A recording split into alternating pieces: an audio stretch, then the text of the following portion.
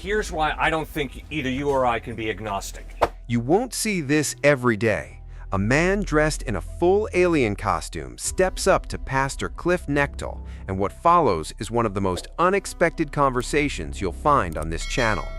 Beneath the costume is a self-proclaimed agnostic, and Cliffe wastes no time making his case that true agnosticism may not be as reasonable a position as it seems.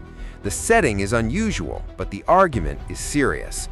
Watch all the way to the end and decide for yourself, does Cliffe's explanation hold up?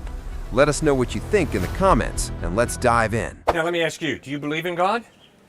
I want to say I'm more on the agnostics. Yeah. I'm open to the idea, but I need to do much more like kind of research into the Bible and stuff. You bet. Okay, now here's why I don't think either you or I can be agnostic. All right? Cliff, do you prefer Coke or Pepsi? I don't know, I'm agnostic. Okay, no problem. Okay, is this man really here? I don't know, I'm agnostic. Right about now...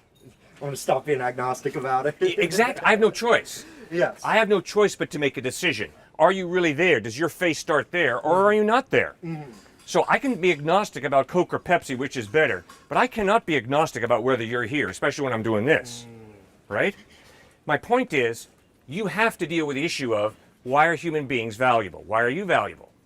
Yes. You can't just say, well, I don't know, because you have to live your life and treat people a certain way each day, right? Yes. So you have to figure out, are people valuable, and if so, why? Secondly, you have to answer the question, is there a meaning or purpose to life? If there is no meaning and purpose to life, then who gives a rip? Thirdly, you have to make ethical decisions every day. Do I cheat on the exam? Do I not cheat on the exam? Do I tell a racist joke? Do I not tell a racist joke? Do I cheat the IRS or do I pay my taxes? See, you have to make ethical decisions. We all do. And to say I'm agnostic about God, you can't, because if there is no God, morality is relative. But if there is a God, it means there are possibly some objective morals. And then fourthly, you're going to have to, unfortunately, go to mom and dad's funeral or grandma and grandpa's funeral, and you're going to have to ask yourself the question, do I think that life after death is real, or do I not? Do you see why I'm convinced that agnosticism is an impossibility when it comes to God? When it comes to Coke or Pepsi, no problem. But when it comes to God, you can't be agnostic because you got to live your life.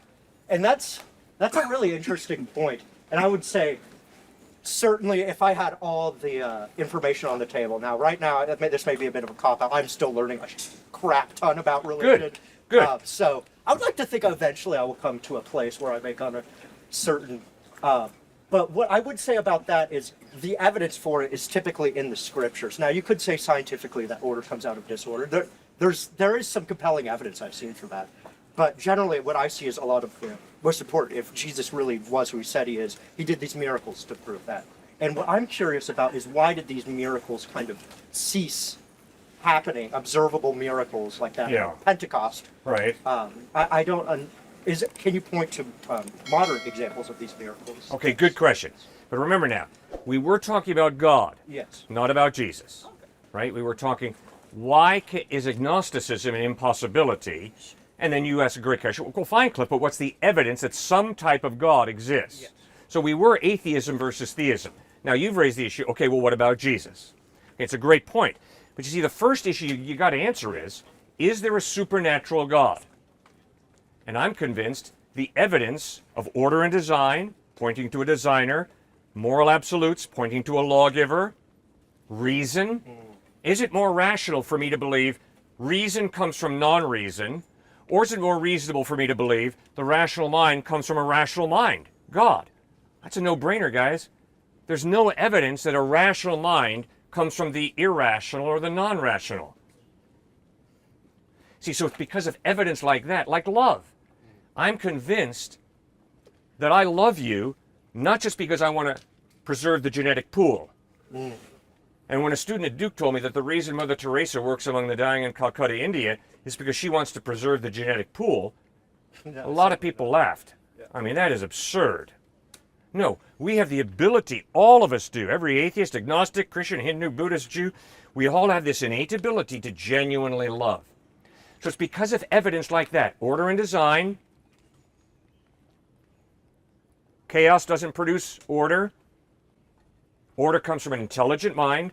Secondly, Moral absolutes point to a moral lawgiver. Thirdly, love points to reality being bigger than just matter and energy. Because remember, an atheist is saying reality is no God, which means reality is matter and energy. I'm sorry, matter and energy don't produce love. It takes a human being with a free will to love. So it's because of evidence like that that I'm convinced God exists. But then the next question that you've gotten us to so beautifully is, well, who is this God? And that's where Muhammad and the avatars of Hinduism and Jesus Christ enter the picture. Mm-hmm. And the reason that I'm convinced that Jesus is speaking the truth when he claims to reveal God accurately is because historically, from the Gospels, his lifestyle, teachings, death, and resurrection point to his credibility. So that's why I trust Jesus. So remember, don't believe in God, because I sure don't believe in God, because the Bible says God exists. I don't believe God exists because any book tells me God exists. I believe God exists because the overwhelming evidence of my observation of reality is God is by far the best explanation for reality. Does that make any sense? That's a really interesting, see, there are definitely things that point to something beyond this creating us. I definitely, Bingo. I know there's some, even like the Big Bang, I know there's a lot of, it was There you go. discovered by a lot of Catholic priests, so that's... George Lemaitre. Yeah, so... I believe you found this video helpful. Don't forget to share your thoughts in the comments